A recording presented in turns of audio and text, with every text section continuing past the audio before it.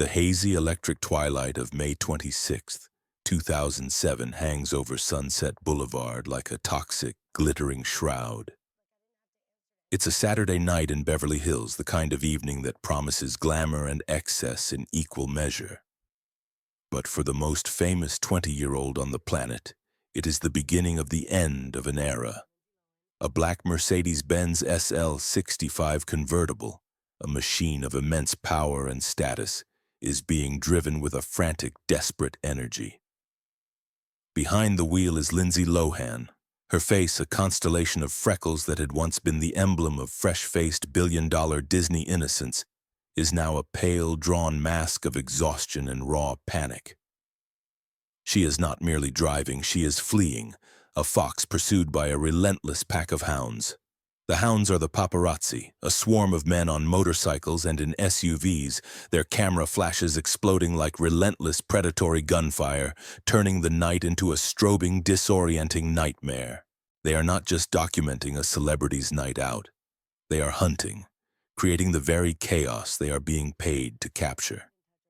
She is fleeing more than just the cameras.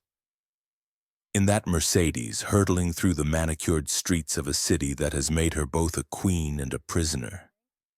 She is fleeing the crushing, unbearable weight of a career that made her a global icon before she was old enough to legally drink. She is fleeing the endless, invasive tabloid narrative that has meticulously chronicled her every misstep, her every party, her every pound gained or lost. She is fleeing a toxic, deeply dysfunctional family drama that has played out on the front pages of the New York Post for years. A public wound that has never been allowed to heal. And ultimately, she is fleeing herself, the person she has become in the unforgiving funhouse mirror glare of the Hollywood spotlight. She is trying to outrun a caricature, a monster of fame that she helped create but can no longer control. The chase ends, as it was always destined to, in a wreck. On a sharp curve, she loses control.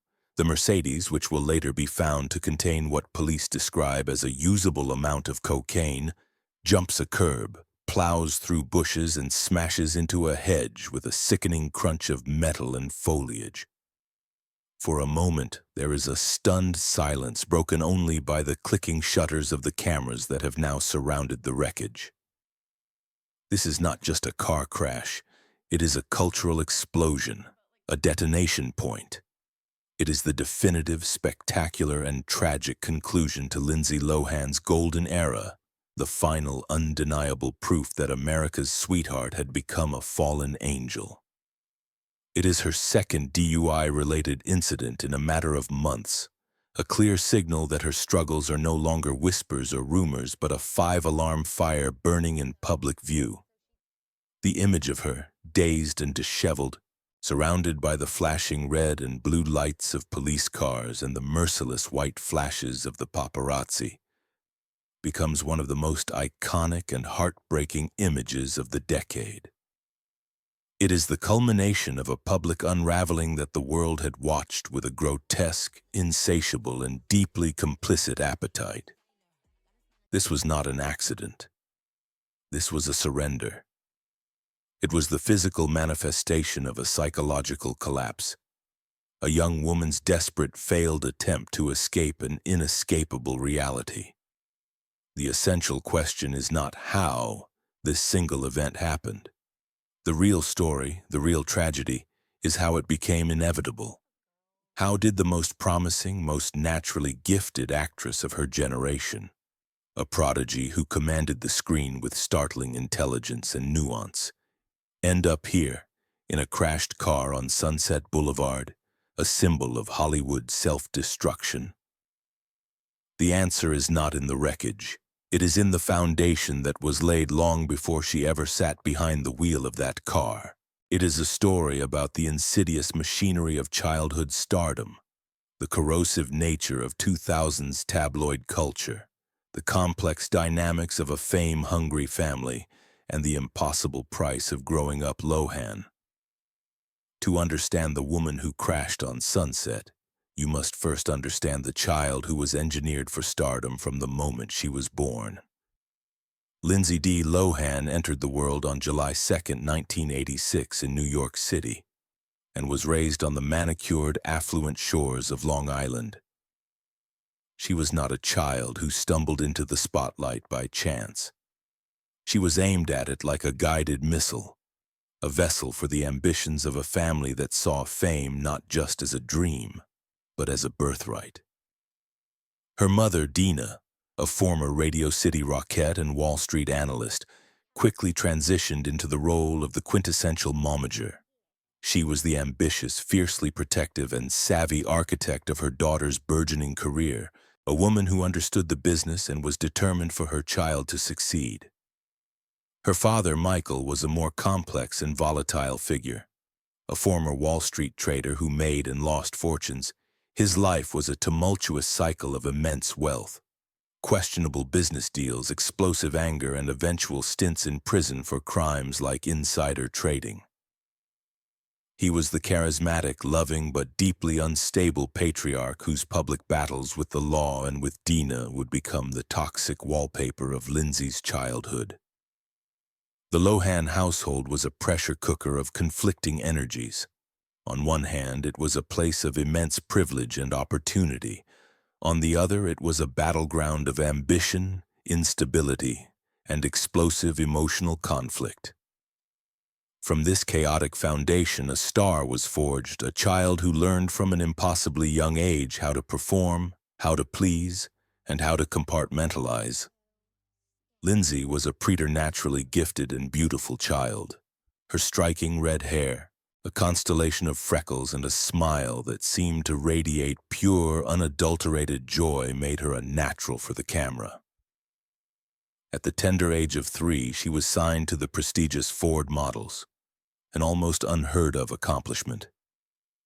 Throughout her childhood, she was a familiar, comforting face to millions of Americans, a cherubic dynamo who appeared in over 60 television commercials. She peddled everything from Pizza Hut and Jell-O to the Gap and Abercrombie kids. She was not just a cute kid reading lines, she was a professional, praised by directors and crew for her eerie ability to take direction, to find her light, and to deliver a perfect take every time. She learned the discipline of the set before she learned long division. Her ambition, or her family's ambition for her, soon outgrew the 30-second commercial spot. At age 10, she was cast in a recurring role on the long-running NBC soap opera Another World. For over a year, she played Allie Fowler, a role that required her to deliver complex emotional dialogue and hold her own alongside seasoned adult actors in the high-pressure, fast-paced world of daytime television. It was a baptism by fire, and it proved she had the talent and the temperament for serious acting. But this was all just a prelude, an apprenticeship for the role that would detonate her life and career. In 1997, a casting call went out for a project that was both a massive opportunity and a monumental challenge, a Disney remake of the beloved 1961 Haley Mills classic, The Parent Trap. The dual role of Hallie Parker and Annie James required a single young actress to perform an almost impossible feat of cinematic magic. She had to be believable as two completely different individuals who just happened to share the same face.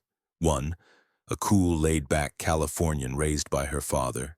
The other, a prim, proper, and posh Londoner raised by her mother. She needed to master a flawless English accent, to understand the subtle nuances of class and culture, and most difficult of all, to generate a believable, loving, sisterly chemistry with herself. Thousands of talented young girls from across the English-speaking world auditioned. But the film's director, Nancy Meyers, a sophisticated filmmaker known for her sharp writing and work with A-list adult actors, saw something in the 11-year-old Lindsay Lohan that was undeniable. It was not just cuteness or precociousness, it was a spark of genuine, deep-seated talent, a startling emotional intelligence, and a technical skill that was far beyond her years. The role was hers. It was the moment that would lift her into the stratosphere and, in doing so, seal her fate.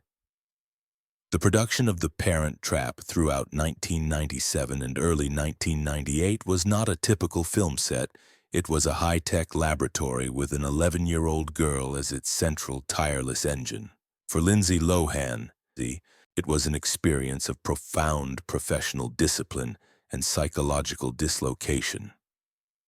The magic of seeing two Lindsay Lohans on screen was forged through the grueling, sterile, and deeply unnatural process of motion control photography. On any given day, she would arrive on set to act out a scene not with a fellow actor, but with a tennis ball on a C-stand marking the eye line of her other self. She would wear a tiny hidden earpiece, listening to a pre-recorded track of her own voice delivering the other character's lines, a ghostly echo of a performance she had given days or weeks earlier. Then she would have to switch. The laid-back, sun-drenched Californian Hallie with her easygoing slouch and American drawl would vanish. In her place would emerge the prim, elegant, and emotionally reserved Londoner Annie James, her posture ramrod straight, her accent a flawless upper-crust British cadence that she had mastered with the precision of a seasoned dialect coach. This process was repeated for hundreds of shots. It was a monumental feat of concentration, memory, and technical craft. Crew members and her adult co-stars, including Dennis Quaid and the late Natasha Richardson, looked on with a sense of awe and disbelief. They were witnessing a child who possessed the work ethic and consistency of a veteran 30 years her senior. She never complained. She hit her marks every single time. She could cry on cue not just once but from multiple angles, take after take, matching the continuity of a previous performance with an unnerving accuracy. Director Nancy Meyers, known for her meticulous nature, had found her perfect instrument, but this relentless professionalism created a profound paradox. On set, Lindsay was a master of her universe, a pint-sized powerhouse in complete control. The moment Meyers yelled, "Cut," she would revert to being a child, playing with her Polly Pockets, talking about her friends back home. Yet the lines were blurring. She was spending more time embodying these fictional children, each from a stable, loving, single-parent home, than she was living her own life, a life increasingly fractured by the background noise of her parents' volatile relationship. The set of The Parent Trap in all its artifice may have felt more stable and predictable than her reality. When the film was released in the summer of 1998, it became a global sensation. It grossed over $92 million worldwide, a massive figure for a family film with no major male star. But the financial success was secondary to the critical shockwave created by its young lead. The reviews were not just positive, they were rapturous, and they all centered on the astonishing debut of Lindsay Lohan. Esteemed critic Kenneth Turan of the Los Angeles Times called her the soul of this film, praising her ability to create two distinct, appealing characters. Roger Ebert, arguably the most respected film critic in America, was even more effusive, writing that Lohan possessed a command of her art that is startling in a young performer. The consensus was clear. This was not just a cute kid. This was a prodigy, a force to be reckoned with, a talent as undeniable as a young Jodie Foster or Judy Garland. The success of The Parent Trap irrevocably changed the trajectory of her life. She was no longer a working child actress from Long Island. She was now Lindsay Lohan, Disney's new crown jewel, the most valuable and promising young star in their cinematic kingdom. The studio moved quickly to secure its asset, signing her to a 3-picture deal. This contract was both a golden ticket and a pair of golden handcuffs. It provided her with a platform, immense financial security, and the protective, carefully managed bubble of the Disney star-making machine. But it also meant that her image, her career choices, and her public persona would now be meticulously curated to fit the wholesome, family-friendly brand that was Disney's bread and butter. The next few years were dedicated to this grooming process. She starred in the popular TV movie Life Size, 2000, alongside supermodel Tyra Banks, and the Disney Channel mystery comedy Get a Clue, 2002. These were safe, calculated projects designed to keep her in the public eye and solidify her status as the relatable, intelligent, all-American girl next door, a role model for millions of young girls. By 2003, both Lohan and her audience were maturing. The time had come for her to bridge the treacherous gap between child stardom and a legitimate career as a teen idol. The vehicle for this transition was another Disney remake of a beloved classic, Freaky Friday. The project was a high-stakes gamble. It paired her with an undisputed screen legend, Jamie Lee Curtis, an actress known for her fierce intelligence and formidable comedic talent. The premise: a rebellious teenage daughter and her uptight mother magically switching bodies, required Lohan to perform another complex dual role. For much of the film, she would not be playing a teenager. She would be playing a 40-something woman trapped inside a teenager's body. It was a role that demanded a level of nuance and comedic precision that would be difficult for any actress. Lohan, now 16, delivered a performance that was nothing short of a revelation. Her physical comedy was brilliant, her portrayal of a bewildered adult navigating high school life both hilarious and touchingly real. The chemistry between her and Curtis was the film's undeniable heart, a spark of cinematic lightning in a bottle. Curtis became a fierce advocate and mentor for the young actress, recognizing the immense raw talent she was working with.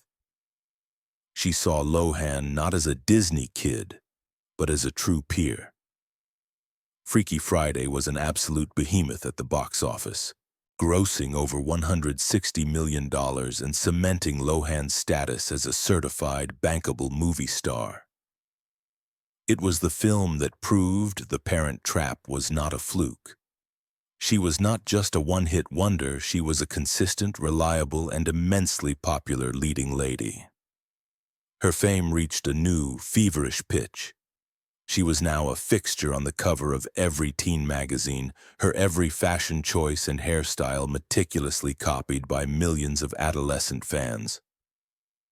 She followed this success with Confessions of a Teenage Drama Queen in early 2004, a film that, while less successful critically and commercially, further leaned into her burgeoning it girl status. In the film, she played Lola Stepp, a girl who feels her life is tragically unfabulous. In reality, Lindsay Lohan's life was about to become more fabulous and more tragic than anyone could possibly imagine. She had successfully navigated the treacherous journey from child prodigy to teen queen. She was now standing at the precipice of her next and greatest triumph, a film that would not just make her a star but would turn her into a cultural icon. The script was called Mean Girls, and it would be both the pinnacle of her career and the beginning of her long, spectacular fall. The pressures were mounting, the background noise of her family was growing louder, and the gilded cage of her fame was beginning to feel less like a palace and more like a prison. If 2003 was Lindsay Lohan's coronation as a teen queen, then 2004 was the year of her deification. It was the year she transformed from a popular movie star into a cultural icon, a generational touchstone, all thanks to a single film that would achieve a level of cultural immortality rarely seen in cinema. The script, penned by Saturday Night Live's head writer and comedic genius Tina Fey, was a razor-sharp, satirical masterpiece that dissected the brutal, hilarious, and terrifying social hierarchies of American high school. It was called Mean Girls.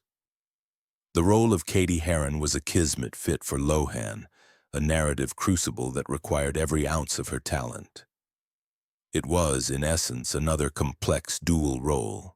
She had to be believable first as the naive, wide-eyed innocent, a home-schooled jungle freak unfamiliar with the savage ecosystem of a public high school. Then, as her character is seduced by the power of popularity, she had to seamlessly transform into the very thing she once despised. a calculating, manipulative, and deeply unhappy plastic. Lohan navigated this transformation with breathtaking skill. She was utterly convincing as both the victim and the villain, the hero and the anti-hero.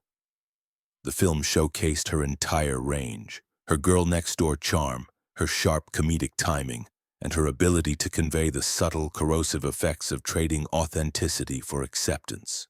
The set was a hotbed of future stars, Rachel McAdams, Amanda Seyfried, Lizzie Kaplan. But there was no question who the anchor was. At just 17, Lohan was the veteran, the movie star carrying a major studio production on her shoulders. Upon its release in April 2004, Mean Girls was not just a hit. It was a cultural detonation. It grossed over $130 million worldwide and became an instant classic, a film that perfectly captured the zeitgeist of the early 21st century. Its dialogue, "That's so fetch. On Wednesdays we wear pink. She doesn't even go here," became a new language for a generation, endlessly quoted and memed into infinity. The film's success catapulted Lohan into a new stratosphere of fame. She was no longer just a teen idol, she was the queen bee of Hollywood, the living embodiment of the film's complex mixture of cool, beauty, and danger. The world was her oyster. Anything seemed possible, but the throne she now occupied was perched atop a volcano, and the ground was beginning to tremble.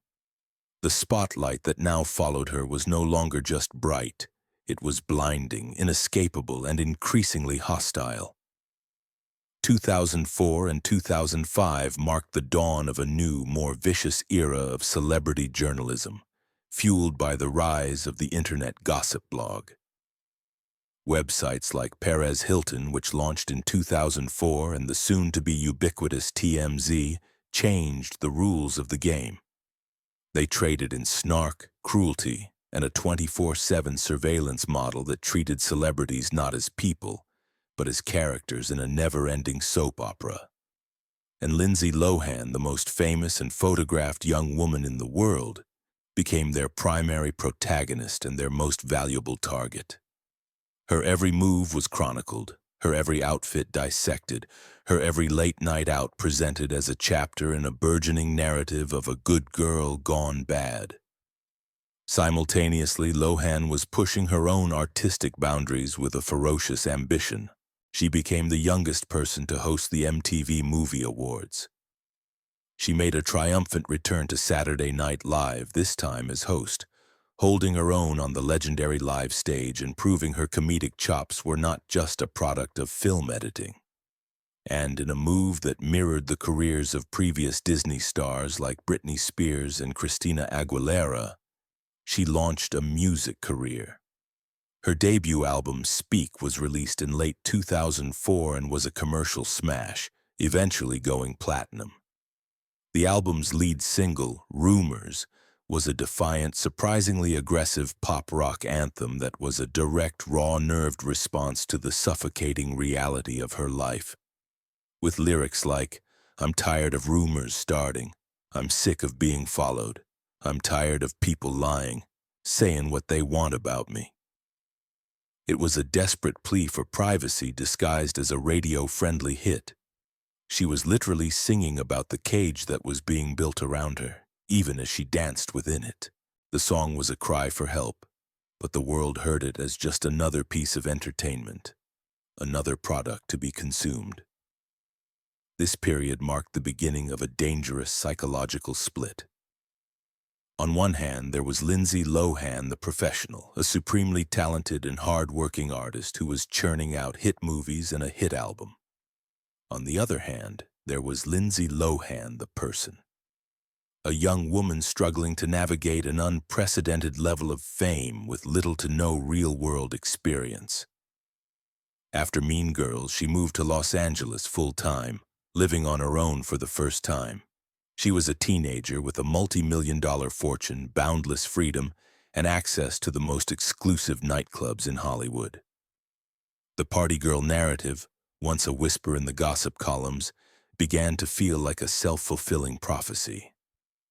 She was photographed night after night, often looking rail-thin and exhausted, sparking the first wave of public concern and speculation about eating disorders and drug use. The media that had once celebrated her talent now seemed to revel in her apparent unraveling, each photograph of her looking bleary-eyed outside a club serving as evidence in the public trial of her character. Compounding this immense pressure was the constant erupting volcano of her family drama. The already strained relationship between her parents, Dina and Michael, completely imploded in the public eye. Michael Lohan's legal troubles escalated, leading to a prison sentence for assault and DUI charges. From behind bars and after his release, he would frequently give paid, rambling interviews to the tabloids, often attacking Dina and discussing his daughter's life and career in excruciating, inappropriate detail. Their bitter divorce and custody battles were front-page news. Lindsay was caught in the crossfire. Her most intimate family traumas turned into a national spectacle. The stability and safety she so desperately needed were non-existent. Her home life was as chaotic and unpredictable as the paparazzi swarm waiting for her outside. She tried to regain control of her acting narrative, choosing a more adult role in Robert Altman's ensemble film, A Prairie Home Companion, 2006, where she once again held her own alongside legends like Meryl Streep and Lily Tomlin. But it was too late. The public narrative had been set. Her talent was becoming a footnote to the story of her chaotic personal life. The peak of her fame, the glorious sun-drenched moment of 2004, was now over. She was standing on the highest ledge in Hollywood, with the entire world watching, and she was beginning to lose her balance. The fall would be brutal, public, and longer than anyone could have ever predicted. The years following the monumental success of Mean Girls were not a victory lap. They were a slow, agonizing descent into a public inferno. The goodwill Lindsay Lohan had built over a decade of disciplined work began to evaporate with terrifying speed, replaced by a reputation for chaos and unreliability. The tipping point, the moment the whispers in Hollywood became a public condemnation, occurred on the set of the 2007 drama Georgia Rule. The film was meant to be another step in her evolution as a serious actress, placing her alongside two titans of the industry, Jane Fonda and Felicity Huffman. It was a chance to prove her dramatic chops. Instead, the production became a microcosm of her unraveling life. The set was plagued by Lohan's chronic tardiness and frequent absences. Production would grind to a halt for hours, costing the studio hundreds of thousands of dollars, as the crew waited for its young star to emerge from her trailer. Fonda, a Hollywood legend and a veteran of countless difficult productions, tried to take on a maternal mentoring role, but even her patience wore thin. The atmosphere was tense, the crew's frustration palpable. This wasn't the behavior of a professional. It was the behavior of a young woman in deep crisis, her personal turmoil now spilling over and poisoning her professional life. The situation became so untenable that James G. Robinson, the CEO of the film's production company, Morgan Creek Productions, did something virtually unprecedented in Hollywood. He went public. He released a scathing, blistering letter addressed to Lohan, which was promptly leaked to the press. The letter was a nuclear bomb. You and your representatives have told us that your various late arrivals and absences from the set have been the result of illness. Today we were told it was heat exhaustion, Robinson wrote, his words dripping with contempt. We are aware that your ongoing all-night heavy partying is the real reason for your so-called exhaustion. We have been told by many of your peers and associates that you are a spoiled, irresponsible, and unprofessional person whose disgraceful conduct is hurting the production and the entire cast and crew. The letter concluded with a threat of legal action for every dollar lost. It was a public flogging, a formal declaration of war from the Hollywood establishment. The letter confirmed the worst tabloid rumors and permanently branded her as difficult and uninsurable. The prodigy who was once praised for her eerie professionalism was now an industry pariah. The letter was not just about her behavior. It was about the profound psychological shift that had taken place. The disciplined child actor had been consumed by the chaotic, out-of-control celebrity persona. The immense pressures of her fame, the relentless hounding by the paparazzi, and the unending drama of her family had created a perfect storm of anxiety and trauma. Her escalating use of alcohol and drugs was not just partying. It was a desperate, misguided attempt to self-medicate, to numb the pain of a life lived under an unbearable microscope. This brings us back to the crash on Sunset Boulevard in May 2007. It was the first domino in a series of legal catastrophes that would define her life for the next 5 years. After that first DUI and possession charge, she checked into the first of many rehab facilities. But just weeks later, in July 2007, while still wearing a court-ordered alcohol monitoring bracelet, she was arrested again. The details of this second incident were even more bizarre and tragic. In a frantic late-night episode, she commandeered an SUV and engaged in a high-speed chase through the streets of Santa Monica, pursuing the mother of her former personal assistant. When police finally cornered her, she was once again arrested for DUI, driving with a suspended license, and felony possession of cocaine. The 1-2 punch of these arrests within a span of 60 days was devastating.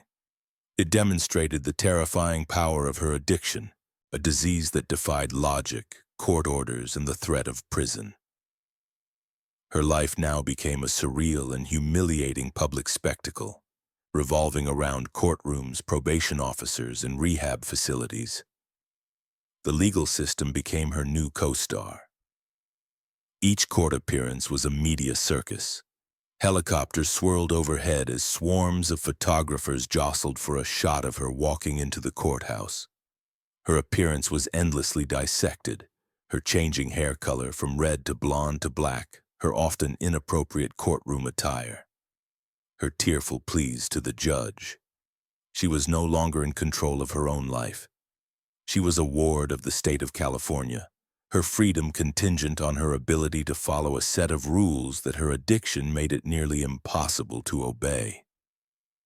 The cycle became a tragic, predictable rhythm, a violation of her probation, a failed drug test, a stern lecture from a judge, a brief sentence in jail followed by a longer sentence in court-ordered rehab, a period of apparent sobriety, and then, inevitably, another relapse. During this period of intense legal and personal turmoil, her romantic life also became a source of media obsession. Her relationship with the DJ Samantha Ronson was her most serious and public to date. But like everything else in her life, it was lived under the relentless glare of the paparazzi. Their passionate, tumultuous on-again, off-again love affair was chronicled in excruciating detail. Their public arguments, their tearful reconciliations, their every move was documented and debated by gossip blogs. The relationship added another layer of intense emotional stress to her already fragile state. There was no sanctuary, no private space for her to navigate love, heartbreak, or recovery. The world that had once adored her now treated her as a punchline.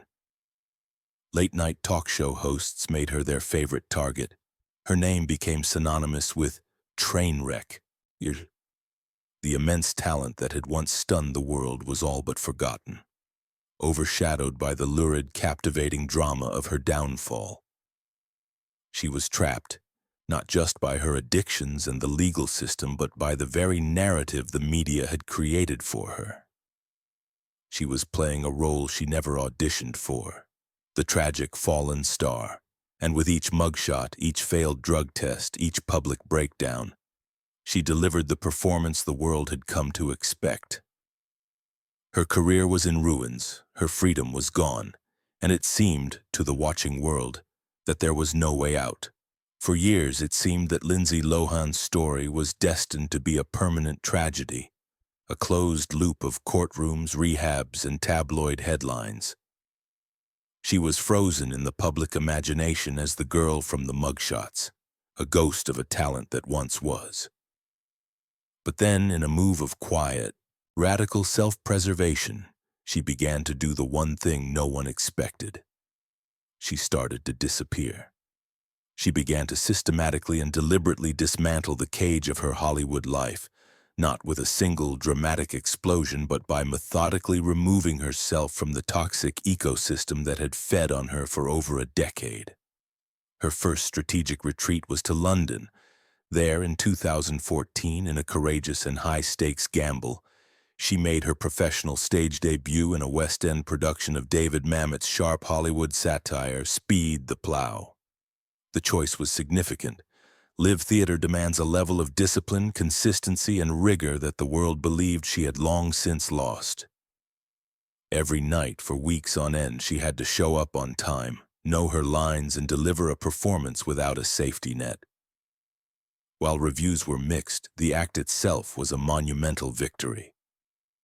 It was a declaration to the world, and more importantly to herself, that the artist within her was not dead, that she was still willing to fight for her craft. That same year, she undertook an even more harrowing public exorcism, the ON docu-series Lindsay, produced by and for Oprah Winfrey. The series chronicled her life immediately following a crucial 90-day stint in rehab, capturing her move to New York and her raw, often painful attempts to maintain her sobriety. The show was not a polished, PR-spun comeback story. It was a brutally honest and at times uncomfortable look at the messy reality of recovery. It documented her struggles with anxiety, her distrust of those around her, and a widely publicized relapse. It was a portrait of a woman still very much in the wilderness, grappling with the wreckage of her life. But in its unflinching honesty, the series achieved something profound. It forced the audience to see past the caricature and witness the deeply traumatized, vulnerable human being underneath. It was a painful public accounting, but it was a necessary one, a chapter she needed to live through in the open before she could truly begin to heal in private. The most transformative decision of her life, however, was her move to Dubai. In a city governed by strict privacy laws where photographing someone without their consent is illegal, she found something she hadn't experienced since she was a child: anonymity. The relentless, predatory swarm of the paparazzi, the force that had dictated her movements and emotional state for years, simply did not exist. For the first time in her adult life, she could walk down a street, go to a restaurant, or visit a beach without the sound of a clicking camera shutter, without the fear of being hunted. "It's a big difference," she would later say, the relief palpable in her voice. "I can actually focus on what I want to do in life." Dubai became her sanctuary, a place where she could finally breathe, away from the noise and judgment of the American media machine. It was here, in the quiet and the calm, that she began the slow, deliberate process of rebuilding her life, not as Lindsay Lohan, the fallen star, but as Lindsay, the person. This period of quiet rebuilding culminated in what her fans have lovingly termed the Lohanescence, a steady, joyful, and triumphant return to the public eye, entirely on her own terms. The professional comeback was solidified in 2021 when she signed a multi-picture deal with Netflix, a major vote of confidence from a global streaming giant. Her first film under this deal, the 2022 holiday romantic comedy Falling for Christmas, was the perfect vehicle. It was light, charming, and fun, a film that played to all her strengths and reminded audiences of the innate charisma and sparkling comedic talent that had made her a star in the first place. The film was a streaming success, and more importantly, it was a joyful return to the work she loved, free from the immense pressure and drama of her past. The most profound transformation, however, has been personal. After a lifetime of chaotic and highly public relationships, she found a quiet, stable love away from the cameras. In 2022, she married the financier Bader Shamus, a man she met during her life in Dubai. The following year, they welcomed their son, Luai. Motherhood became her anchor. The images she now shares with the world are not of late nights outside clubs, but of serene family moments, of the quiet, profound joy of a life she has carefully and deliberately built for herself. The woman who was once the world's most famous party girl had found her peace in the privacy she had craved for so long. She had finally found the stable, loving home that her own tumultuous childhood had denied her. Her legacy, once seemingly set in stone as a cautionary tale, is now being radically rewritten. In the years since her public downfall, a significant cultural shift has occurred. Spurred by movements like Number Free Britney and a post-Number Me Too reckoning, we as a culture have begun to look back at the toxic, misogynistic tabloid environment of the mid-2000s with a sense of collective shame. We now see the relentless hounding of young women like Lohan, Britney Spears, and Paris Hilton not as harmless entertainment, but as a cruel and predatory blood sport. The jokes, the snarky blog posts, the gleeful documentation of their struggles. It is all now viewed through a lens of deep regret. We recognize that Lindsay Lohan was not simply a train wreck. She was a young woman battling a serious addiction and the deep-seated trauma of a dysfunctional family, all while being publicly stalked and psychologically tormented by a media machine that profited from her pain. Her story, therefore, has transformed. It is no longer just a cautionary tale about the dangers of fame. It is a powerful, inspiring story of resilience. She survived a level of public vitriol, invasion of privacy, and psychological pressure that would have utterly destroyed most human beings. She absorbed the blows, retreated from the battlefield, and quietly, painstakingly, put the pieces of her life back together. She did not just survive, she healed, and then she began to thrive. The narrative is no longer about her fall, it is about her incredible capacity to get back up. The prodigy from The Parent Trap and the icon from Mean Girls will forever be a part of her story, but the woman she is today, a loving wife, a mother, a working actress, and a survivor in control of her own destiny, is her greatest, most inspiring, and most triumphant role yet.